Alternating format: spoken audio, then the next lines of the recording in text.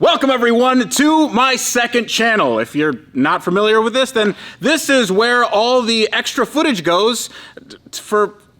Actually, no, it's not. I'm lying. Okay, this is actually where we do a lot of builds that I don't feel like editing for hours and hours and hours. But today is a very, very special day because behind me is a car that I actually have not bought, but I really do want to buy.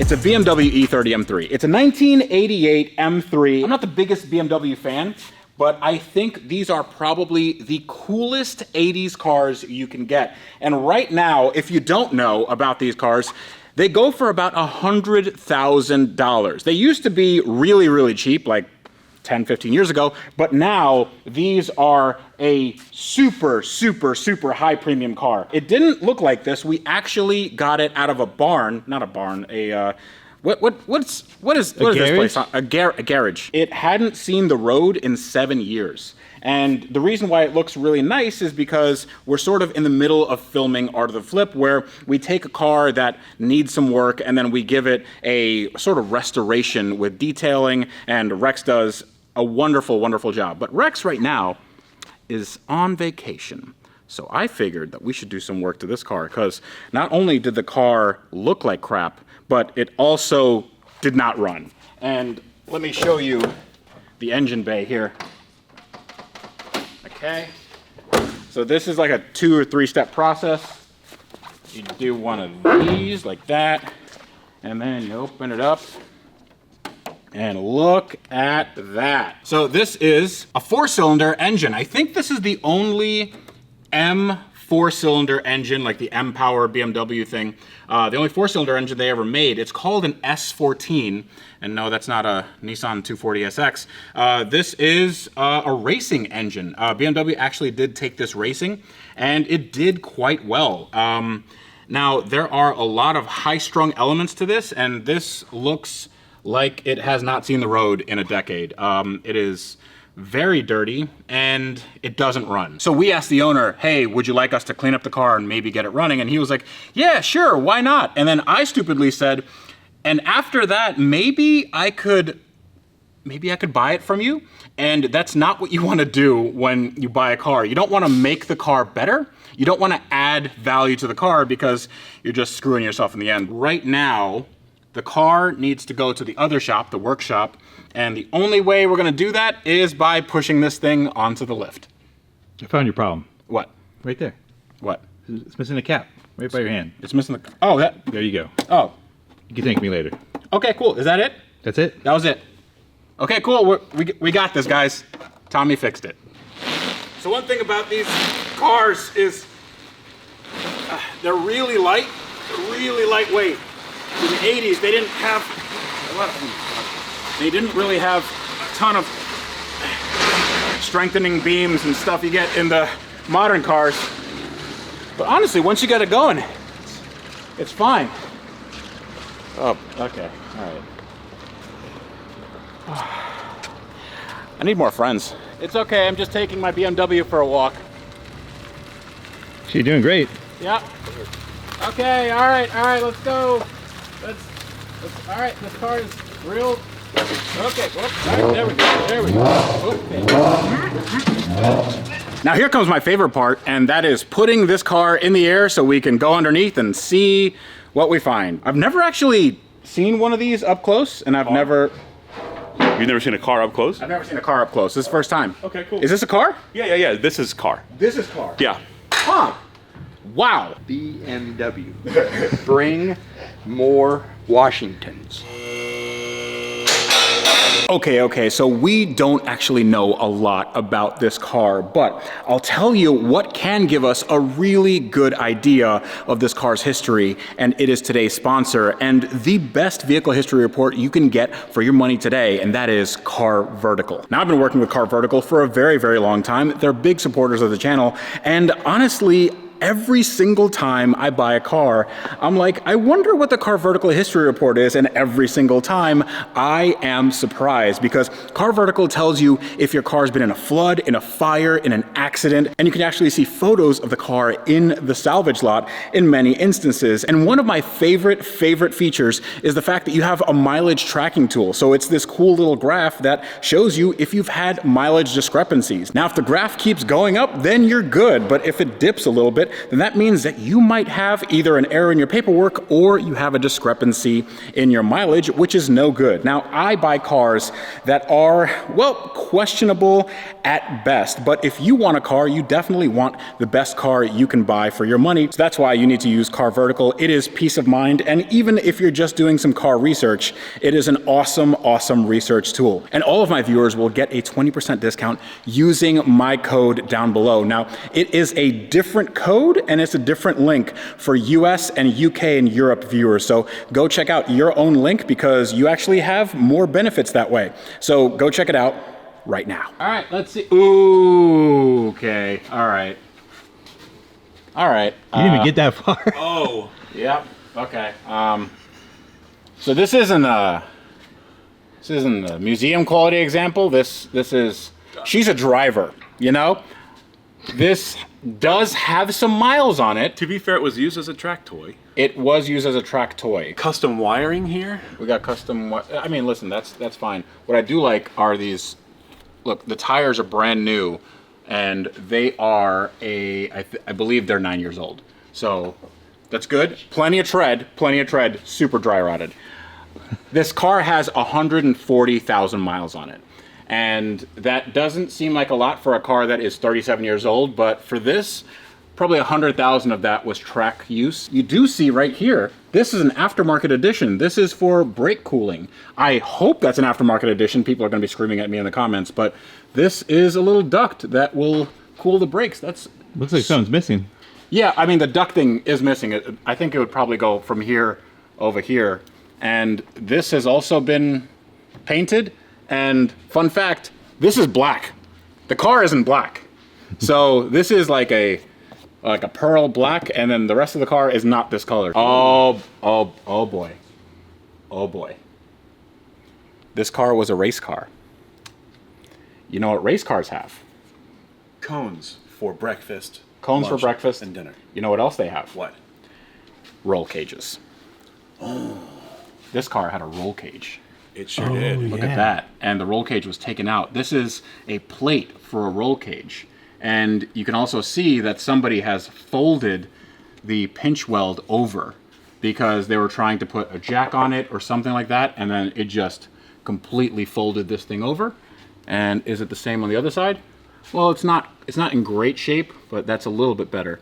But you can see somebody just tried to put some silicone in the holes of the roll cage, and up here, yep, that's no. So I can feel and see the carpet. So that's a hole in the floor. A funny thing happens when you put a roll cage on a car like this, a car from the 80s. German cars, Japanese cars, all these cars, they have very thin metal. So when you put a roll cage on it, that is the strongest part of the car. And if something happens, like an accident, it basically rips the metal. And that's sort of what happened here. I don't think it had an accident, but you can just see that like the metal is so thin. If I were to keep this car, I would definitely fix that. The exhaust looks completely stock. It's had a few scrapes, but that's okay. You have a 5-speed manual transmission that doesn't seem to be leaking anything profusely. So that's all right. We got brand new fuel tank. Brand new 10 years ago. The guy that I got it from said that this fuel tank was put in because he had issues with the fueling system. So the fuel pump, he said the fuel pump and the fuel tank was all fixed and changed out because it was just super rusted. I mean, judging by the rest of the car, that's not out of the realm of possibility. Yeah. But the chassis on this car, the chassis, which is, you know, the strength of the car, that is very good. You don't have any rust on the rails or any of the subframes, which is good. I mean, it seems like it's a southern car, like a Florida car. Now, we do have some aftermarket Bilstein. Are those aftermarket? I don't know. But they're yellow, and yellow to me means aftermarket. Okay. So, you know, and also it has these coils right here. So we have springs, and the springs are a different color, and they look newer. So They definitely seem to be. yeah. So I think this car might have been lowered. This car might have been modified. I mean, this back box here, that looks aftermarket as well. Oh, this one? That looks aftermarket. You're saying that this? See, because I mean, it looks newer, right? Like Yeah. Well, you know, this might be from Germany. This might be from, where do they make BMWs? Bavarian Motorwerken. The differential is actually in great shape, but everything's just sort of old and tatty. Oh, it does have an aftermarket sway bar though. Come take a look at this. So this sway bar, aftermarket, you have some polyurethane mounts that are a little bit past it, but that's not too bad. You have stainless steel brake lines, and this was, wow, that's not bad. So this was an autocross car. This was a weekend track toy, like Andrew said, and it seems to be pretty good. That clip's a little close to that axle. Let's just take that away from there. So this is a brake pad wear sensor, and it's just hanging out here, because who needs those? wear sensor? Yeah. Right there. I don't really think this is too bad.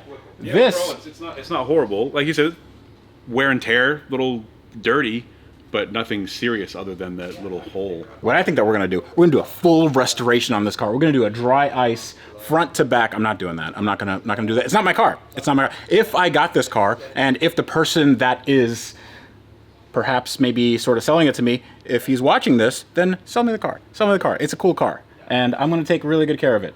But right now, let's just get it running. And when I refer to we, I mean Jack.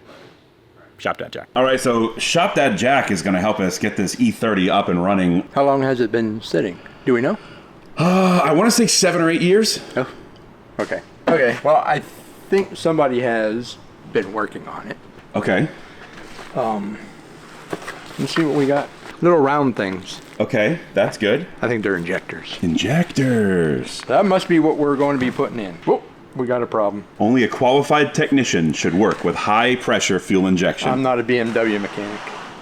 So. But you're a highly qualified technician. Oh, okay. Yeah. We can do it then. Yeah, absolutely. We have the technology. So, it appears like they go here. So this has got to come off. Okay, so that's like a fuel rail? Yeah, which is like kind of loose. Couple bolts, couple clamps. Take the fuel line off. See, you are a qualified mechanic. Let's get some tools and tear it apart. Let's get to cracking.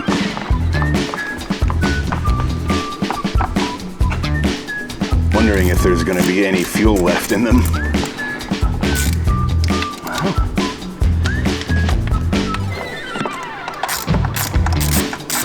Oh, I'm smelling it now.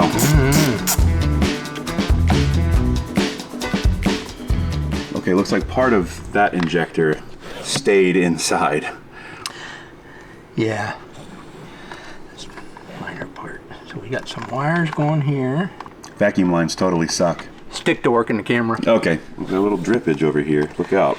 Oh yeah, still dripping. Yeah, something tells me those aren't factory, the zip ties. No. Well, there's wires under there. Yep.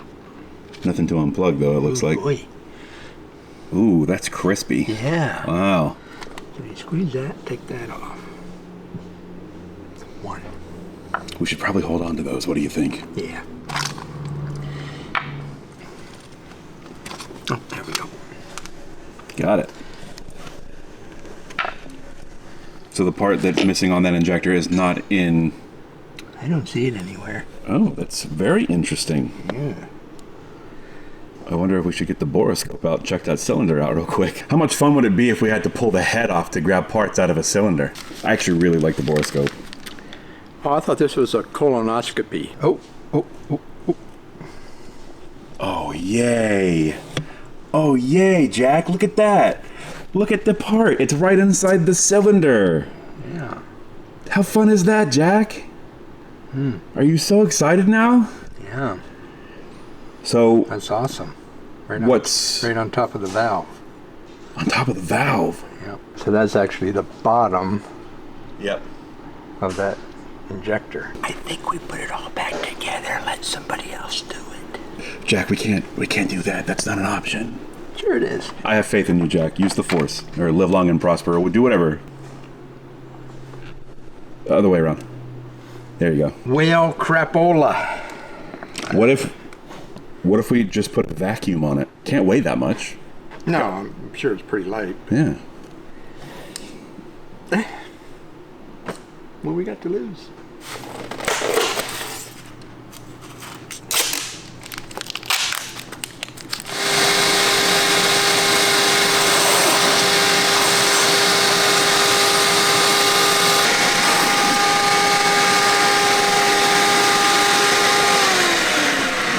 It's still there. It's still there. What if we just put the vacuum over that hole without the hose? I hate to undo your contraption. Well, I'm not going to undo that. Are you Okay. crazy? Yeah, you're right. You're right. I apologize. Can't even get it close down there. It's still there. So this is what I came up with. It has like a fish hook effect to it. So that'll fit inside the hole. Can't find the hoe. There it goes. And then? that little piece will kind of catch it, and I should be able to pull it up out of there. In theory. I think that's too flimsy for that. Nah, I have faith. Are you really a car guy if you don't have faith in the zip tie? I mean, we've zip tied a lot of worse things. Yeah, I'm saying. Yeah. I think we can do this. See, there it is. Oh, wow. Wait. It actually fell in. Yeah. Yeah. How? I don't know, because it is like really on those injectors. I had a hell of a time getting it to come off. Here, fishy, fishy, fishy, fishy. Come here, fishy, fishy. I'm struggling just watching it. Like, I'm not even breathing.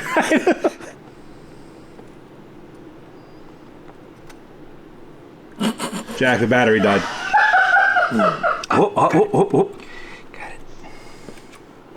Okay, wire out. Camera out. Come on.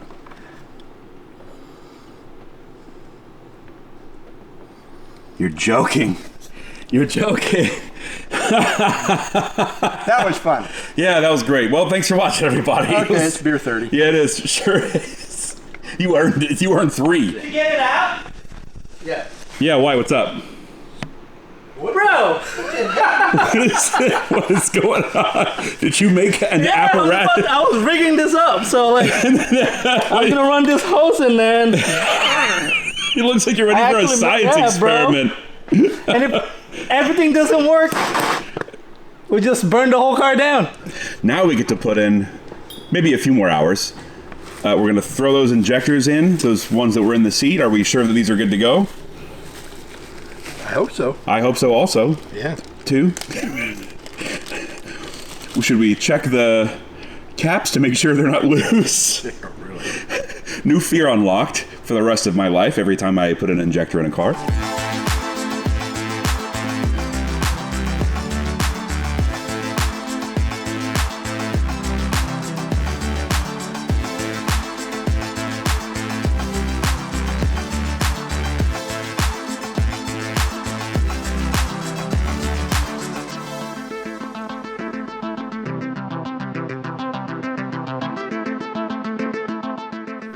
Uh-oh.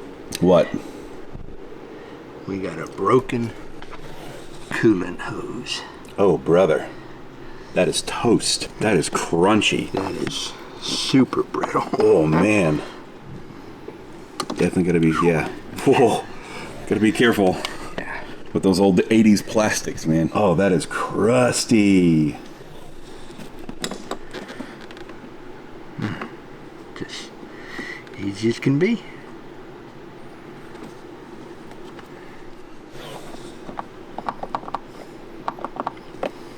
There. Beautiful. Just like new. This car's lucky to have us. You know that? Mm-hmm. You think these spark plugs are gonna be brand new? There's not gonna be any spark plug in there. Look under here. That's a toolkit. There might be a spark socket in that toolkit. I hope the tools are still in that toolkit.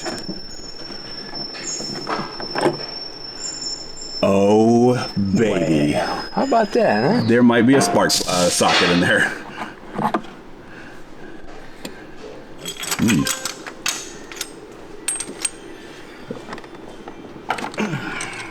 That looks new. That does look brand new. Let's see that. Yeah. That is brand new. That's brand new. I Like think. it's never been Yeah, I think these are brand new plugs in here, man. There's that deep spark plug well, all the way down into the cylinder. Down she goes. Right, top of the piston doesn't look bad. Just a little carbon. So here's the side camera, checking the cylinder walls for scoring for rust. That just looks like carbon, right? I don't know. That looks like it's pitted. Ah, yeah, you're right. It does. That doesn't look good. I don't think that engine's going to make it. We got the spark plugs out, put marble mystery oil down inside. Yeah.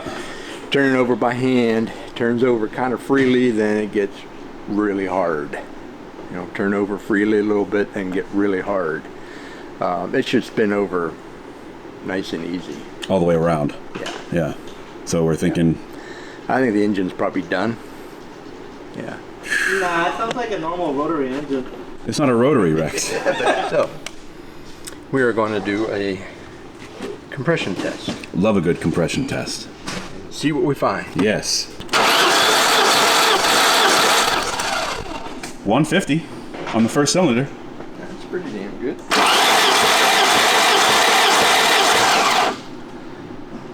We got up to like 130. 150 plus. 120. 120, it's still not horrible. All right, so compression's favorable. We're gonna put the borescope back in now and take another look at these cylinder walls. Oh, that does look a little more promising now that... I don't know. It's still pretty pitted though. It It doesn't look as bad though, does it? it's shinier. Number two, this is the one that had a little bit lower compression. And that's why. Yeah, that is definitely why. I don't know, do you think it'll look better after we run the car for a little bit? I don't think so.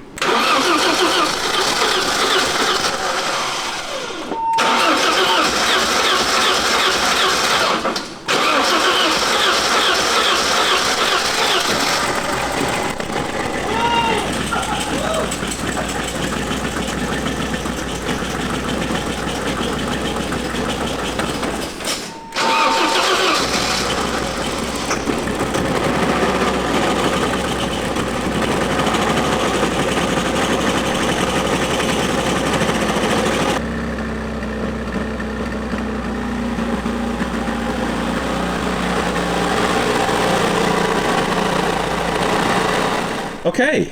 All right. Yeah. So it runs. It's not happy, but it runs. Yeah. What are your thoughts? It's running, but still not running good enough.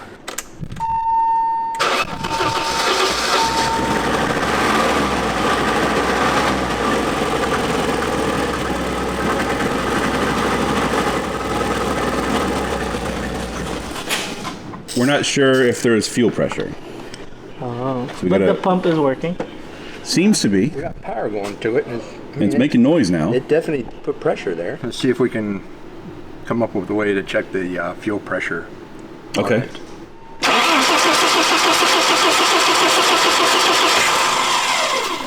Oh, wait. We're leaking a lot. Yeah, we just busted a line. And before it busted, it was at 0. The gauge did not move. All right, so we pulled the plugs out, and they are looking Nasty. crispy. And these were brand new before we started the car. Yeah. So, what is this telling us? One is firing pretty good, but the other three really, really rich. To me, it sounds like the timing is way retarded. By Okay. the way, it's just really slow. Right. Stratton, where are ya? Yes. Threaten. Where are you? We must summon Threaten. Maybe we'll have to give him a call and see if he can give us some tips and tricks. It is the next day, and I'm back. So the car runs, sort of, kind of. Now, we don't know what's wrong with this engine, and I have it on good authority that this engine is very, very, very expensive to rebuild and modify and repair. So we have a few options because this car isn't mine. I'm not going to pour a lot of money into it, but I really want to see this thing run. So I need to know what my realistic options are. So I have a friend that knows everything about BMWs. I don't know if he knows anything about these, but I'm going to call him. You know, I'm just going to give him a call. Hello. So hi. Camera. Hello. Are you on the beach? Yes, sir. Okay, Wait, cool. Wait. Look at that. Oh, okay. So how hot is it over there? It's really, really hot. I would use the F word, but it's really hot and humid. I'm taking a break from oil leaks, and I heard that you're deep in one. Yes. So S14. this is BMW M Power, but it's missing 2 cylinders. I don't know. Are all of them like this? This little 4-cylinder buzz bomb. Yes. So this is the S14 engine, and ours doesn't run very well. You can start it, but it doesn't idle. It takes a while to get started. Fuel pressure is good. The compression test was good, even though we found a lot of like pitting and crap in the cylinders. But we had some Marvel Mystery Oil. Yeah, it's okay. But everything after that was just like it didn't really want to run right. It ran like crap. So do you know anything about these? Like what am I looking at? Not really. I don't know much about S14s. The only E30 that I had 6 cylinders. So. Okay, cool. But I did ask around. I spoke to a good friend of mine in Germany who has one and has a bit of experience with them. And he says the number one thing that goes bad with those things when they don't want to idle is the idle control valve, which you got to check with the multimeter, check the resistance. And if it's sending or giving wrong values, it can actually fry the DME or like at least a couple of transistors inside. And in that case, you got to replace the idle actuator, idle control valve, and send out the DMEs for a pair. Because if you put in a new DME, the same thing is just going to happen again. So you got to do like both at the same time. The DME is the engine computer. Yeah, ECU. I'm willing to bet that is not cheap to get. So. No, and I think I don't know how many people can do that repair, but I know there's one specialist that he told me about that you actually have to send out the DMEs, so you're going to have downtime. Don't know how long that's going to take, and then again, you have to troubleshoot and confirm that that's the issue. If not, then maybe it's timing. You need timing tools. Yeah. But then could be loads of other things, like you don't know much about that car. Okay. Yeah, that sounds like, because I know that the inside of this engine doesn't look great. We had some scoring in the cylinders, and there's some pitting and stuff. Okay. Yeah, it probably needs a rebuild. What do you think, like just ballpark, what do you think it would take to rebuild an engine like this? I've heard from multiple people that S14 is really, really expensive to rebuild. Even though it's just 4 cylinders, the parts are just crazy expensive because it's an old M engine. Not a lot of parts available, so you have to get a lot of stuff from Classic or have it custom made. So it's going to take not only a long time, but also crap ton of money to do it. All right, so ballpark, what would it be? Because like is it like McLaren prices? Is it like? No. Well, it's not P1 prices, that's for sure. Okay. 30,000-40,000, but maybe. $30,000-$40,000, bro. This car is like, that's like twice what this car is worth right now. Isn't they're expensive though? They're really expensive. This one doesn't run, and it has a ton of miles, and like we're adding value to 30, 40 grand, dude. Like, oh, I was thinking you're gonna say like 8 or 10. 30. Listen, that's just, you made me say the number. Maybe it's lower. I have no idea. I'm sure you could do it lower. I mean, it's a 4-cylinder at the end of the day. That's McLaren it's prices. Just a matter of getting the parts. That is McLaren prices. Yeah, let's say maybe 15. Oh, maybe 15. Okay. That's my best. Okay, anywhere between $15,000 and $40,000. Sweet. Oh, okay. I mean, yeah, that makes it way better. Okay. All right. Well, I appreciate it. Thank you for ruining my day. I hope I didn't ruin yours. Definitely. Awesome. Definitely go check out his channel. I have another M3. Thanks. What? I have another M3? Yeah, it starts with E46. Yeah, we do. So Stretton and I worked on my E46 M3. He came over, and that's going to be coming up on my main channel. But everybody go subscribe to him, M539 Restorations. He does everything by the book, by the BMW manual, and then he also adds in some flair of his own. All right, man. Enjoy your vacation. I'm going to go cry. All right, good luck with that. All right, see ya. Okay. So between $15,000 and $40,000, this is not my car. I'm not going to spend that amount of money to try to rebuild this engine. There is that idle air control valve and then maybe the engine computer thing that he was talking about. Honestly, what I think I should do is talk to the owner of this car and see if I should buy it. Because if I buy it, then I'll be more inclined to actually spend some money on it because it's a really, really cool car. But right now, I don't really think it's there. What do you think, Tommy? I think we should ask the audience. Let me know in the comments whether you want to see an E30 M3 like restoration rebuild, because these are really cool, iconic cars. I mean, just look at this thing. Now it's a lot cleaner. We have the Art of the Flip episode coming up where we have everything detailed and looking as good as possible. All right, let me know, guys. I think in the next episode we'll try to make a decision and try to convince the owner to sell it to us. And if he doesn't, then I don't know. Maybe we'll just try to find a crappy one at the junkyard or something. All right, wrench every day. See you guys.